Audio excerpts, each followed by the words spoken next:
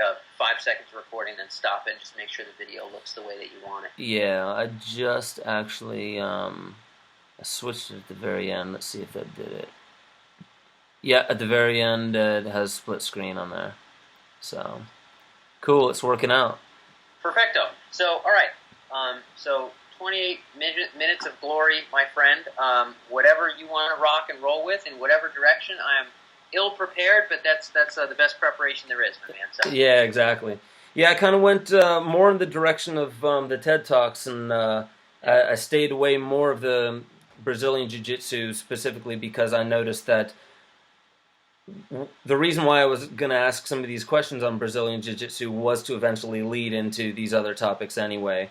And I can do a little bit of a foray in there. If you think it'd be useful for your own purposes to sort of touch on it, that's cool. But definitely the rabbit hole of the sentient stuff goes pretty deep for sure. So however you want to line them up, just we can rattle away.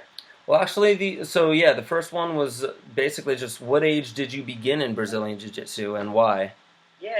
I didn't start training BJJ until I was 17 or almost 18. Which for a competitor at any semblance of even national level is somewhat old, especially compared to the Brazilian guys. But I got into it because I actually, I don't know if you remember Kazaa, like a movie downloading thing before Tube existed, which was super cool, right, when you're a 15-year-old kid. So we were... I was 17 and we were watching all these videos of fighting and stuff because I sort of always wish I trained martial arts, but all we ever had was sort of the kids with the spinning weird like shiny things. It clearly wasn't martial arts, so I never trained locally. But I always was interested in martial arts. I always liked Bruce Lee and did some papers on him in high school. And we watched Hoist Gracie. Okay, and watched Sakuraba on. Huh. And we didn't know what an armbar was called, so we called it a Sakuraba. So we were actually like this trampoline, just trying out these moves that Hoist Gracie was doing and Sakuraba was doing. And when I was a kid, we always used to wrestle around the yard, and I was always the little guy. Like even now, I'm like 124 pounds. I'm a pretty small fella. And I was always a little guy, so I always had to think about momentum and technique. And I remember liking to scrap with the bigger guys as a little guy when I was even 7 and 11 years old and just tumbling around in the front yard with my friends. I think there were a lot of fond youth memories there, and we sort of got pulled back into this with watching Sakuraba and stuff. So when I took my first couple of jiu-jitsu actual classes, when I learned that there were moves and sequences and ways of doing this stuff, it became sort of chess times chess in every conceivable direction, and I sort of became enmeshed in sort of the exploration of all of that. So I think it was just tying into what I liked doing when I was young and getting pulled into really sort of the art of jiu-jitsu. What did you like about Bruce Lee so much? Well, I like Bruce Lee in a bunch of ways. I think when you're young, you like Bruce Lee for the obvious reasons. He makes loud noises and he punches people that go really far. Yeah. But when you dig into Bruce Lee a bit, and I'm sure everybody has their faults, but there's some virtues of Bruce Lee that I think are notable. Bruce is known for, I think, two things that I think are relatively admirable and that I liked a lot. He was, for his day, significantly more than open-minded compared to what the martial arts universe was at that time. He was reading about fencing. He was reading about wrestling. He was open to everything. Did not close his mind off to any individual art and was actively learning from as many of them as he could and developing and even though Jeet Kune Do is his, he did not tie himself to Jeet Kune Do. In the same way, spiritually, if you want to get lofty about it, that Emerson didn't tie himself to transcendentalism, right? There isn't a way. Like, we're doing what the heart appoints. We're doing what works, quote unquote, whatever practical sense, whether it's fighting or it's whatever you're doing. And I think that's enlightened in the sense of as far as a martial artist can be. I think that's a very legitimate perspective. The non-dogmatism in martial arts and in improving oneself and finding one's own path, never mind the myriad paths that one could take in general. I think that's admirable. Number two, he didn't teach dogmatically either. He sort of fully opened the book with his students. He taught black folk. He taught white folk. He taught people that didn't speak Chinese. He taught other Asian folks who weren't from China explicitly, and he took some flack from that from the traditional Jeet Kune Do guys. So I think he was, in many respects, not only tremendously talented. Everybody likes his underdog story, just like Arnold Schwarzenegger or something, right? You know, the young kid gets picked on, becomes the coolest thing ever. But also his capacity to innovate so much, but never to tie himself to anything and to encourage that mindset in other people. I think that goes a lot farther than martial arts. Do most people that study Bruce Lee think about it that way? Probably not. But I certainly admire that about him. Okay, yeah. So it's partly the philosophical in it as well. Yeah. That was, I guess, yeah. That was what I definitely liked most about it. So then, was there an obvious step for you? Because I don't know everything. I know you went to University of Penn, and I know you took positive psych. I'm not sure if that's the name of the class with Professor Seligman. Yep. Yeah, that was the master's degree. Yep. Okay. Yeah. Was there an obvious step for you going in that direction? There was to some degree. I think ultimately, Ben, beyond jiu-jitsu, I think jiu-jitsu was a petri dish for human potential, I think, for me. I'm quite interested in sort of how much can we get done, how much can we do, how far can we push ourselves. I've always had some degree of fascination with that for the a good portion of my life, and really understanding kind of those reaches and bounds. And so I studied a lot of sports psychology in undergrad. I did a lot of an undergrad thesis on kind of sports psychology and goal setting.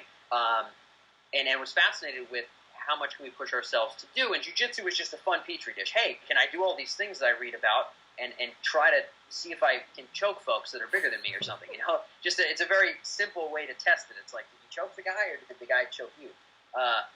So for me, positive psychology, which is sort of the applications of psychology to non-ameliorative purposes, amelioration being fixing stuff, right? Yeah. Jeepers, I'm depressed. Oh, I have this condition, whatever the case may be. Psychology could and should be applied in those domains. But positive psychology looks to, can we find a better work-life balance? Can we understand and exemplify the constituents of fulfillment and experiment with those in ourselves and find a happier life? My own focus in positive psychology was how can we learn to learn faster, which was skill development. So Anders Ericsson, the founders of goal-setting theory, got to interview a lot of interesting folks. But really for me, it was just the train tracks that I was following there and through martial arts was how far the mind go, how much can we get out of ourselves if we want to try hard enough, if we're rigorous enough about it. And so that was what took me from martial arts to my undergrad studies to my graduate studies. Okay, wow. And yeah, I was watching Professor Seligman's TED Talk as well. Yeah. And then I just kind of started going off on like all the names. I started reading up on one of the links you sent me was a lot of your articles. I typed out the names of a couple of them, but now I'm forgetting. Tinkering with Consciousness? Yeah. There's a few of those, and I went through all the links you provided and started tapping into it. So one of the things that I found fascinating was, and you mentioned it in your TED Talks, the stuff that's going on at BrainGate, specifically just for examples like the synthetic hippocampus in lab rats. You were saying ameliorating suffering, moving a computer mouse with your mind and bionic arms and stuff like that. Okay. If you could touch base on that, and if you see like what seems to be emerging in that sense. For sure. The grand kind of trajectory. So the reason I started getting interested in technology, and just as a random sidebar for anyone that's into this stuff, the BrainGate is one of obviously many labs that's interested in brain-computer interface or brain-machine interface, and they do what is called invasive brain-machine interface, which is not we put electrodes in the outside of your head, but we cut a chunk of skull and we put the matrix plug in there. And this is, of course, for folks who are paralyzed and who need this kind of thing. This isn't done for fun today. Right.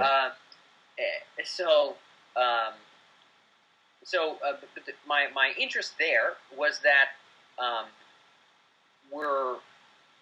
in terms of human potential, is that I'm interested in how far we can push people and what are people actually capable of, and how can we get out of ourselves. And I think that psychology can take us pretty far, but I think that ultimately technology, for better or for worse, and I don't quite know, but I do know that it's a worthwhile question, we'll be able to extend our capacities beyond what it is now. So my interest bending in that direction was really, even in my earlier 20s, I was sort of under the assumption I'm going to up the aggregate understanding of skill development and of skill acquisition, maybe apply that in important domains like doctors in faraway places that have to learn these procedures for all these horrible conditions these folks might have, or in lucrative ways like teaching it to sales folks. But at the end of the day, I think that the extension and the real magnification of our mental capacities, I think ultimately will be from technology, even much more so than it has from education and an understanding of the mind. So that kind of enhancement aspect and those paramount questions around when and how is that going to go down became quite all-consuming in a very sort of Joan of Arc-ish way, and that's what I've dedicated myself to ever since. So it was really just lay of the land. I had done so in psychology, had tinkered around with a lot of this, and more looking at where the tech and psych overlap was coming about, started to realize that that's a very powerful precipice and one that I don't quite know if we're prepared to cross. So that's what sort of drew me there. Yeah. What's so? I mean, where do we stand? Like when you're mentioning the advances, you mentioned having a bigger memory bank and improving memory for things like, let's say, finding all the different legal things that we've put into play, or figuring past cases and how is that going to affect possibly in the future environment and stuff like that. Where do we stand now? Is some of that already in play, or? These are so. I'll give you kind of a brief lay of the land. I mean, fortunately, I don't have to pretend that any of this is my smarts or anything. I'm not plugging in anybody's brain to bring it. But the good news is I do get to talk to a lot of these people.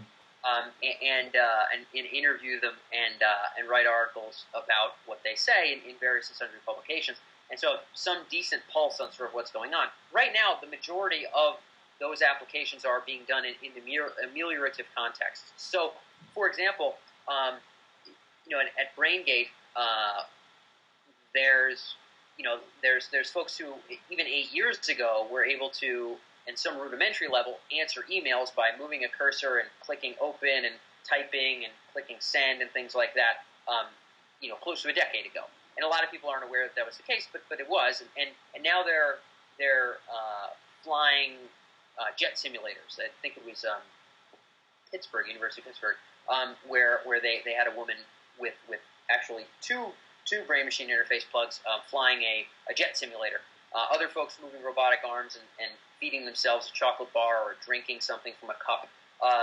And so we're sort of there today. I think the supposition, Ben, is that in the coming decades, now I wouldn't be like, well, it's going to be December 6th, 2021 when the first enhanced, I can't really tell you. Right. But I believe well within my lifetime. So, and I could be wrong about this. And I'm still of the belief that laying the philosophical groundwork is a worthy job, and kind of prepping for that threshold I think is a worthy job.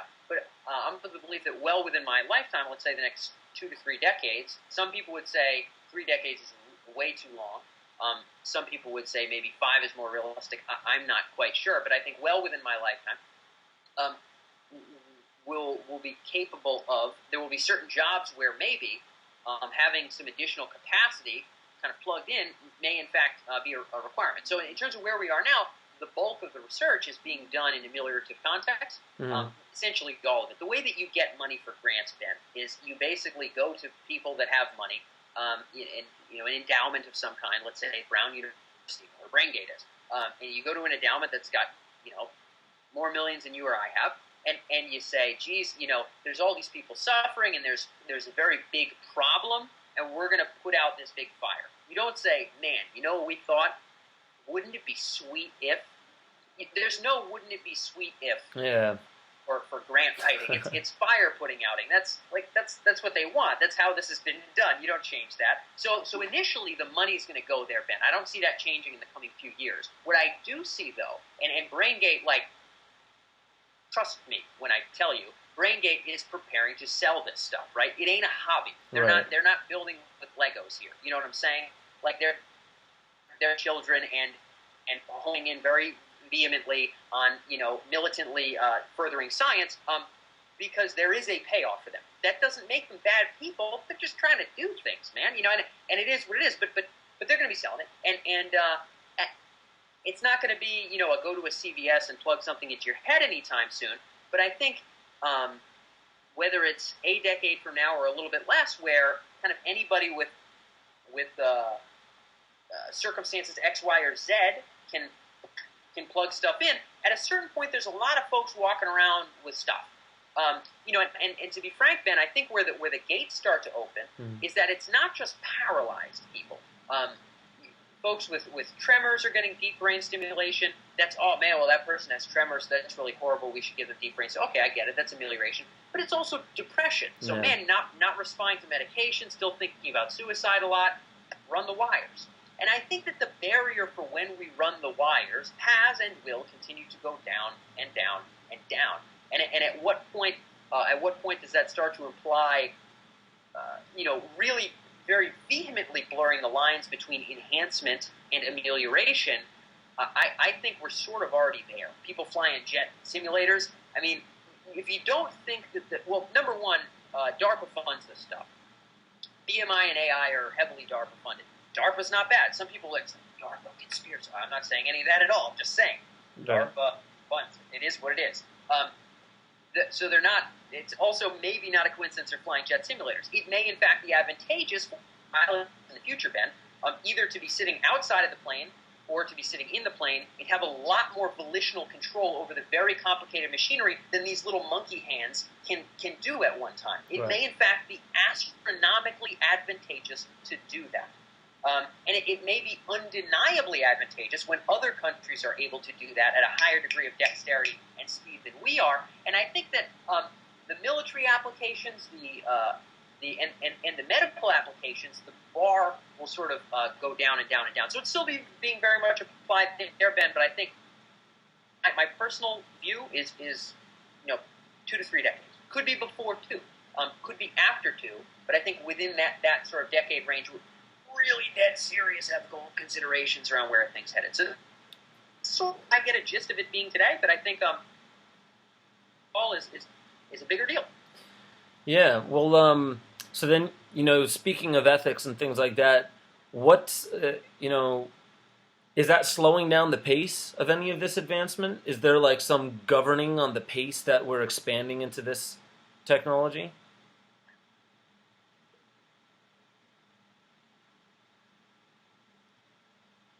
Okay.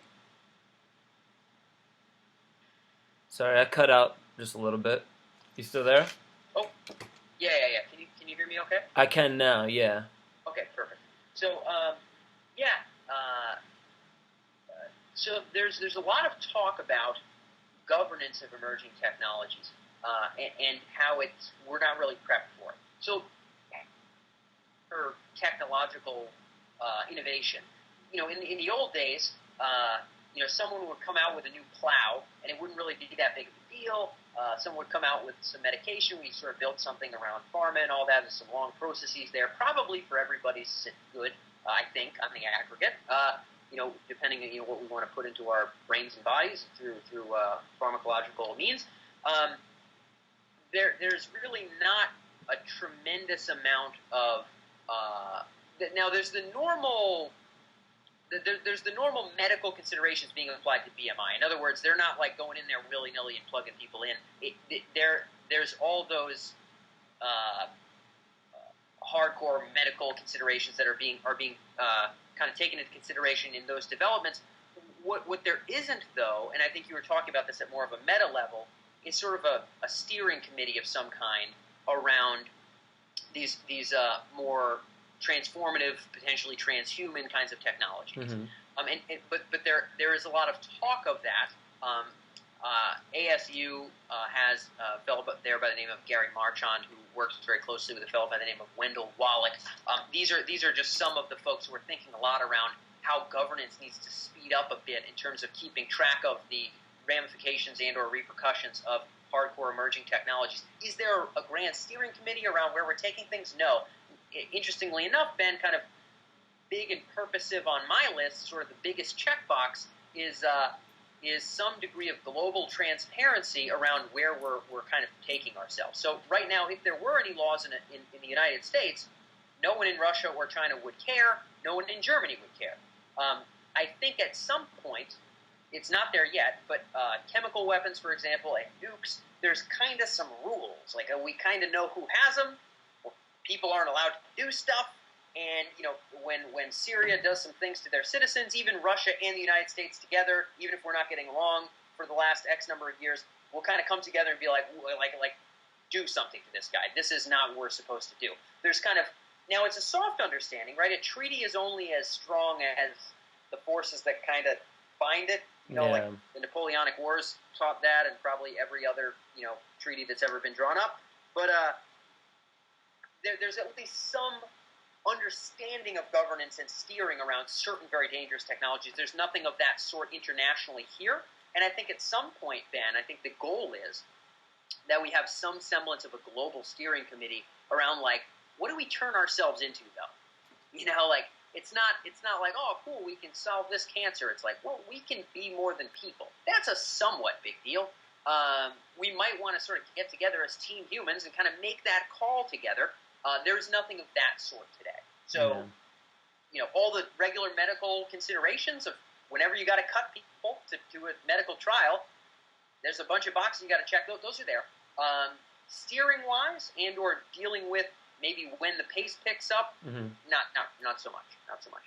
Yeah, because because I came from the conspiracy field, I still get a lot of these emails of what, I try to, not discount these ideas, but I also try to acknowledge the fact that some of it is based on, whether it be superstition or what, or the thought of what would the consequences be. Obviously, the mind loves to go to the farthest extreme before understanding the pace to get us there.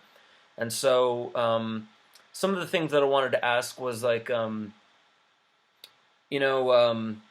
before I get into is it maybe in our nature to transcend what we consider to be right now our nature? Because our idea of our nature is also just a definition that we've somewhat invented and we have an idea of. But as far as like how independent are all these different groups that are creating these technologies? Like I'm sure it's not just the major universities which might have some governmental oversight, but how independent could they be, and how out of the limelight could they possibly be? And the funding, I'm sure you could probably find private funding and direct it in a way that isn't completely transparent to people. Yeah, I think that to my knowledge, and again, for all I know, I'm wrong. But to my knowledge, the grand sort of transitions of the past decades in this domain of BMI have been at the major universities. Mm-hmm. Now, artificial intelligence and or anything that involves intelligence augmentation, which would be this sort of what we're speaking to, brain-machine interface, this sort of enhancement. Some people would call it IA, intelligence augmentation, IA and AI. Both of those involve sort of the creation of an expanding of intelligence and sentience itself, which I consider to be relatively morally consequential. Sentience are morally consequential, and so creating and or altering sentience itself is the ultimate sort of bedrock level morally consequential thing. Such is my interest in this space. I think green tech and everything else in the world is sort of relevant as it is relevant to sentient things. And when you start tinkering with and creating sentience, it's a big deal. With that being said, AI, I'm sure Google's doing all kinds of stuff that we aren't aware of. I'm sure there's many other various sundry companies that the AI space are going there. In terms of the hardcore invasive brain-machine interface, I am pretty sure, at least in the United States, there are laws where you can't go near that kind of thing unless you have the kinds of facilities and the kind of checkboxed okays of the grand governance of medicine for it to be legal within our country's bounds. What that's like in Russia, I have no idea. Right. What that's like in various and sundry other places in the world, I have no idea. I think it's safe to say that most of the quick technology pickups are sort of expect them now.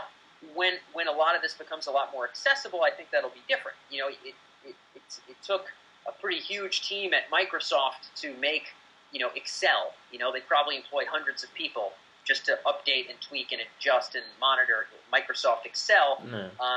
But there's, however many guys at Snapchat. At some point, you can do more with less, and technology develops. If you recall, before our birth, computers would take up a room, and now we can kind of skitter away with our little computers and do whatever the hell we want.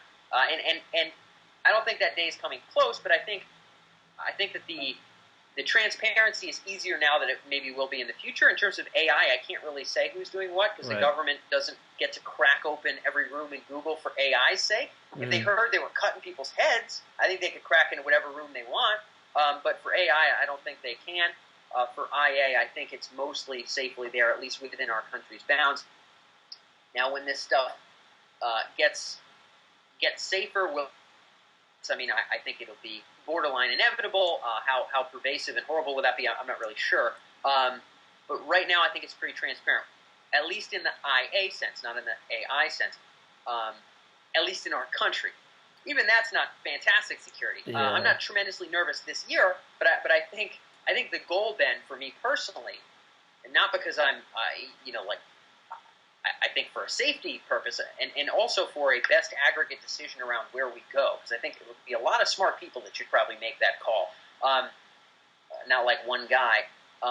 We ideally would want global transparency, which is what we have for nukes, right? It's what we have for chemical weapons. Mm-hmm.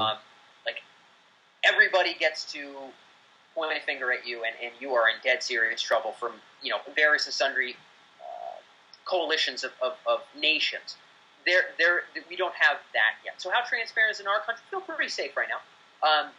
I think the transition will have to, as it did with nukes, get bigger. But what had to happen for that to happen with nukes? We had to kill a bunch of people. You know what I mean? Yeah. Like a consequential number of human beings had to die in like a really horrible incident, die right away, and then a bunch of other people die like over time and various radiation deal. In order for us to all go, wow, wasn't that a big deal? We got to all chill out about the power of this stuff, because now, are we going to need a Pearl Harbor, or are we going to need a Hiroshima-type event in order for us to float up and say, guys, we need to govern this? My hope is no. My hope is no. Yeah. So, there's all types of unintended consequences for anything, and I feel that, one of my personal stances on it is I feel that this is, a natural evolution. We've been, in a sense, going in this direction since the beginning. So I have no issue. I actually don't have issues with many of what's going on. I understand why there are moral and ethical things thrown at it. But I see that a lot of the times, for me, I would say just a few years ago, I didn't know how to move into the understanding that actually there's a lot of, it was, let's say, a mental wall that was keeping me from understanding that there's a lot of importance, and also the ethical, let's say, even just the moral ramifications of moving forward into, let's say, expanding our consciousness, which I find absolutely fascinating, because many of the points that you brought up, I used to argue until I started realizing, for one, suffering. Is there a reason for it, or is that just a pattern that we've been playing out for many years? Yeah. How do you answer that? Whether I can answer it in a way that sounds really good or not, is that the truth or not? And, when thinking of, let's say, like meditation, that's a way to, in a sense, like enhance in ways that we're already going for with technology, but meditation, clearing the mind, expanding the capacity for being able to receive and understand and process and output some of the information that's out there. What if technology can help us do that better, meditate better? You never really know. So what are you excited about as far as the possibilities? Yeah, I think that there's a lot to, I think there's an incalculable amount of excitement, because it's not a technology. I think that if you talk to monkeys about what would be so cool about the fact that once they're going to drop their hair and be able to, write really good sonnets and build skyscrapers, they would sort of have they just, they would talk about it in monkey terms. Well, we could probably have we have more bananas. I don't know how we do it, but what if we never had an issue with bananas? And also, what if we found a way to get rid of these hair mites so we didn't have to, we could probably never have them ever again. Right? They would talk about them in monkey terms. Yeah. So I think that all talk about them in the equivalent monkey terms. But in speaking as monkeys about what could go beyond, I think that suffering is a big deal. Are you familiar with David Pearce? I know the name. David Pearce, an Oxford philosopher, who is his push is sort of on abolition, not in the sense that you and I are familiar with it in this country of liquor, but abolition of suffering. So he believes that it's unjust for the entire biosphere to experience all these gradients of horrendous emotions. There's some. I mean, you and I are peripherally aware of it, but there's somewhere right now, Ben, there's like a deer dying in such a horrible way that you and I literally can't even imagine it. Like getting eaten by something in a slow way, or fallen and broken and drowning slowly in mud. Just there's horrible things happening to sentient creatures all the time. And to people. There's people that live the majority of their lives not wanting to live their life, but they're just kind of hanging on to an aggregately negative experience. If there was a big utilitarian ticker in the sky of sort of happiness or sadness, they are actually pushing the aggregate, by a smidge, because there's a lot of living things, they're pushing the aggregate, happiness bar to suffering a little bit through their whole life. I actually don't think there's a great reason for that. And I think that at some point we will bail on the reasons that we have, just like we'll bail on the reasons that we're interested in dying. Because most of us are really cool with the things that we bailed on in the past. This is how this works. Cars were a bad thing. People who made carriages hated them. People that were used to horses hated them. People that didn't used to fix machines but used to feed horses thought that this is going backwards. This is how it is forever. That people weren't into writing. Well, we're not going to have a memory anymore. Where is this going to take us? I think that ultimately the meaning in the human experience, I think that our own ideals will pull us beyond what human is. And I think that most of us are really cool that grandma can live another 10 years because we got this cancer treatment, but would say, well, but there's this grand reason for suffering, and there's this grand reason for death. But most people, if tortured slowly, would at some point bail on the notion of that being valuable. If they were tortured real slow, like bamboo sticks under the fingernail, the real stuff. If you lock somebody somewhere and you mess with them enough, they're going to say, you know what, this sucks, and they're going to say that. And you look at someone you love who's going to die, and most people are going to sort of bail on the whole but this is good thing. Now, I think global population is a real concern. I'm not discounting that. What I'm saying is that on the aggregate, there's a lot, obviously, impossibles that our ideals will yearn for. We want things. We want pleasure. We want power. We want creativity. We want all these expansive ideal impetuses within us aren't tied to the tools we have now, aren't tied to the life we have now, aren't tied to the body we have now.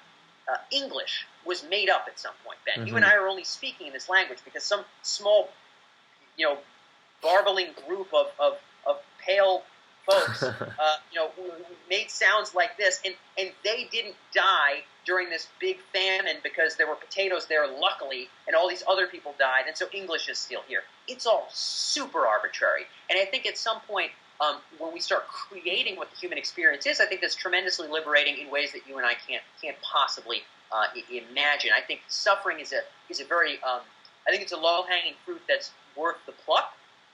And I think that David Pearce has a point. If you're interested in that abolitionism, David Pearce, worth a Google. Okay. Suffering's up there. Intelligence is up there. There's a lot that I hope about, but I'll tell you, Ben, I think I'm just a monkey talking about bananas. I don't really know what's really going to be possible. Right. Well, I mean, I love where you went with it because I know that you've thought of these things, and that really does bring me to one of the last questions, which is what what is your end game? Like, what, I was going to get into, how did you go from, like Brazilian Jiu-Jitsu to teaching it, then to finding like, using a business as a way to, as a technology to get it out more, and then to what you've gone into in the TED Talks. Like, what is your end game? Yeah, so ultimately for me, Ben, I mean, I'm an entrepreneur now because I see it as facilitating of ideals. Not because I'm really interested in entrepreneurship, and I plan to live ridiculously below my means. I think that ascetic lives are, for the most part, are sort of only virtuous if you have an alternative, right? Yeah. For broke. It's not like all that beneficial to be, to be ascetic. But I like entrepreneurship because it facilitates my objectives, and my current the 7-figure e-commerce business that we run was only grown so that I become location dependent and go to MIT Sloan and take business classes and hang out at Media Lab and cover things at the Chishpanta Center and see what the really, really smart people are doing in spaces that I find interesting, like artificial intelligence and biotech. So I only became an entrepreneur so I could sell my first business, become location independent, and become involved in the things I care about most. As soon as this business is sold, I've been working full-time on Tech Emergence, which is the media site about this stuff. That's where I sort of branch off into the TED Talks and speaking at Dartmouth in a couple of months, and various and sundry other activities in that space. It'll eventually be a grand media site. I could go into where I want to go with media, but I won't even, because it's all a caterpillar that is supposed to go into the same butterfly. The ultimate butterfly, then, for me, in terms of end game, is that I believe that in order to make the best call about what's beyond us, whether we build that, AI, or whether we expand that, IA, whichever of those, okay, when we jump from people to blank, ants, monkeys, people, blank, when we fill in the blank, because I think we will fill it in. Right. It's not going to be another 2 million years of evolution. I think we will fill it in. We'll color in those boxes ourselves. When we start coloring in those boxes, I think that they are of grand enough consequence where we should be team humans when that is done. Now, what does team humans imply? I think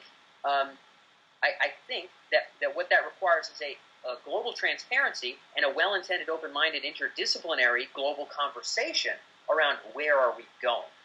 What does that start with? That starts with some kind of involvement in the UN or a larger version thereof around the potentially dangerous applications of these technologies and the potentially liberating applications of these technologies, and some real agreement around what roads we're going to travel down and which ones we're not. Am I going to make those calls? No. Do a lot of smart people need to be brought together with open-minded, well-intended, and interdisciplinary skills and abilities? Yes. So facilitating that conversation that makes transparency appear important before Hiroshima, right? That makes action seem important before Pearl Harbor, right? That's what I'm doing. So the reason that I don't sleep a bunch and like don't do Christmas and things like that is because I'm very adamant about that being actually of a grander degree of consequence than we can really imagine now. And so I believe that that's really the game. So I don't plan on answering the questions, Ben, but I think the end game for me is facilitating the necessary conversation in hopefully the necessary spirit of sameness and well-intendedness around where we're all going. Because if there are superhumans in Cambodia, we're going to know about them. It's not like, we're not talking about technology in the old days, like, the printing press happened and, like, the world changed. Gradually and things like that. But I think, when the nukes happened, we did realize, after we dropped one, we did realize, we totally monitor this stuff. Look at that. That was horrible. We should, we got it, guys. There's got to be laws. Can we get together about this? But it's not going to happen automatically unless tragedy happens. Facilitating that pre-tragedy and making that a proactive decision, right? I often say we've been very bad, relatively speaking. I'm not blaming any one person or one country. I just think on the aggregate as humans, we haven't been great stewards of the environment, right? We're just, we haven't been. It is what it is. We didn't really see it, and even when we did, it was only a small portion of people. We haven't really taken any serious action. No one cares enough for us all to really have to get together about it. I'm not here making a political argument. I'm not going to tie myself to left or right or any of that. I'm just using it as an analogy.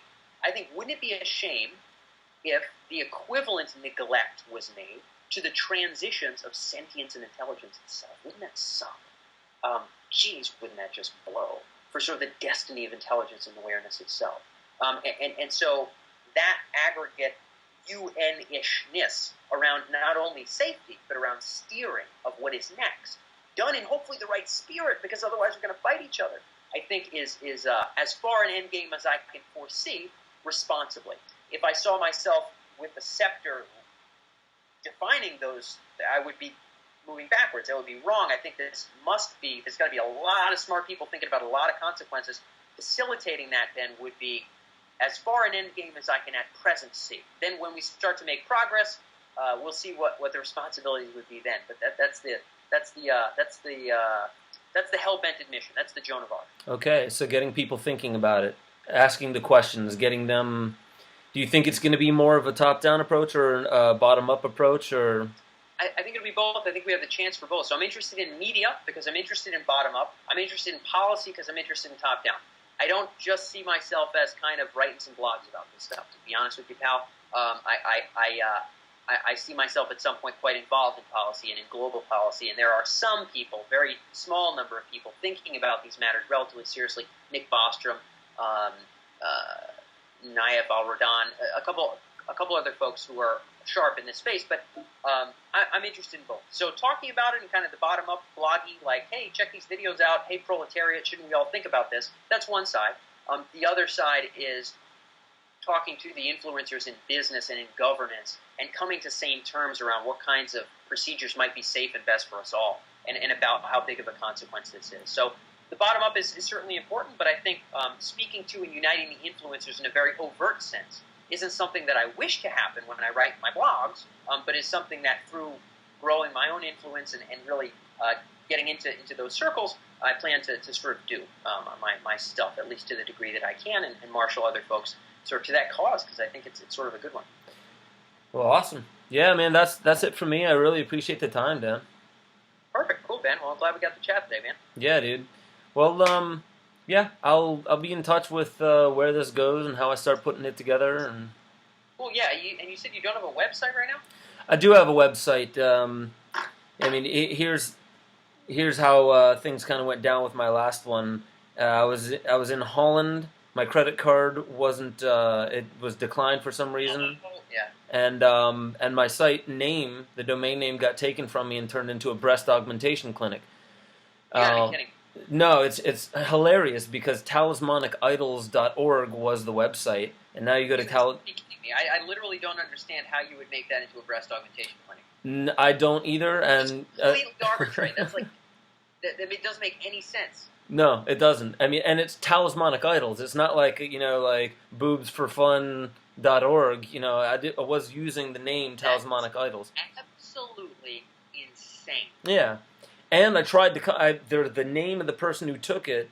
I contacted that person because he wasn't making it private. Contacted him and said, "Listen, I'm assuming you want some money. Let me pay for the website." And he hasn't gotten back to me on it. So I just bought talismanicidols.net, and that's what I'm using now. So how do you spell it? Talismanic. So it's TAL. Let me just write it out. Talismanicidols.net. You gotta be kidding me with the boob thing, man, huh? Well, yeah, the second one I sent you, talismanicidols.org, that's the one that's now the Talismana Clinic, which is the breast augmentation one, which I just find hilarious. It looks like their bandwidth has exceeded its limit. I guess there's a lot of people looking at that boob site. Well, hopefully they were looking for my site, Yeah. Oh man, that's wild. Well, don't let it happen to this one, Ben. No, for sure not. And that's the point of it, is to start getting now Waking Infinity and all the stuff out through this conduit. For sure. And just out of raw curiosity, when does your Iceman show go up? Because I recently watched a sort of mini documentary with Vice on his work. Oh, that was a pretty good one, yeah. Well, the interview actually happens because I was about to interview him when I was in Holland, but it's the summertime, so he does something in the winter in Poland. So I'm going to go to Poland to film him there, because that's where he's actually walking into ice cold water and just sitting down and then talking to the people that he's training. And he also has the entire class climb this mountain in shorts and boots, nothing else. So he's training people consistently, and he climbed Mount Everest in his shorts. Did he get to the top though? He got up to where there was a bunch of flags, but I mean, the way that the article went, because I haven't seen the footage other than when he got up to where there's like a bunch of like this, Cambodia is this far this way, U.S. is that far that way. Maybe not the tippy top, but it was freezing cold out. He did a marathon in the Arctic Circle. He did a marathon in the desert with no water. He does just crazy shit. It's not all about ice training. It's about like pushing the human limits and not letting the body go to the shock response through the breath. You gotta love that freaking dude. Yeah. Anyway, all right, well, cool. I'll be interested in his stuff once it's live. Certainly keep me posted, and cool. I'm wishing you well, Ben. So stay in touch, okay? Thanks, man. Thanks for the time. Man.